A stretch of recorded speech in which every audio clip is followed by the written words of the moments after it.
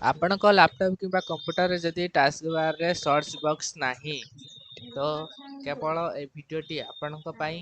ତ ଦେଖନ୍ତୁ, ସର୍ବପ୍ରଥମେ ଆମେ ଲାପଟପ୍ କିମ୍ବା କମ୍ପ୍ୟୁଟରକୁ ଓପନ୍ କରିନେବା। ତାପରେ ସେଟିଂ ଅପସନ୍କୁ ଯାଆନ୍ତୁ। ସେଟିଂ ଅପସନ୍କୁ ଗଲା ପରେ ଯାଇ ଆପଣ ପର୍ସନାଲାଇଜେସନ୍ ଅପସନ୍କୁ ଯିବେ।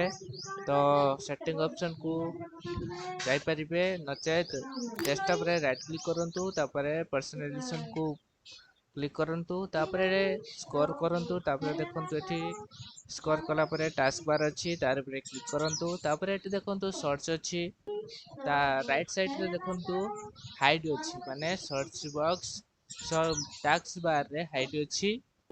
ଯେମିତି ରାଇଟ୍ କ୍ଲିକ୍ କରିଛି, ତାପରେ ଦେଖନ୍ତୁ ସର୍ଚ୍ଚ ବକ୍ସ ଡାଉନ୍ ଏରୋ ସହିତ ଯେମିତି କ୍ଲିକ୍ କରିଛି, ମୋର ଡେସ୍କଟପ୍ ଟାସ୍କ ବାର୍ରେ ମୋର ସର୍ଚ୍ଚ ବକ୍ସ ଅନ୍ ହାଇଡ୍ ହେଇଯାଇଛି। এইଭଳି ଭିଡ଼ିଓ ଦେଖିବା ପାଇଁ ଆମ ଚ୍ୟାନେଲକୁ ଏବେ ସବସ୍କ୍ରାଇବ୍ କରନ୍ତୁ। ଯଦି ଭିଡ଼ିଓଟି ଭଲ ଲାଗିଛି ତାହେଲେ ଲାଇକ୍ ସେୟାର ନିହାତି କରିବେ। ରହୁଛି, ଜୟ ଜଗନ୍ନାଥ।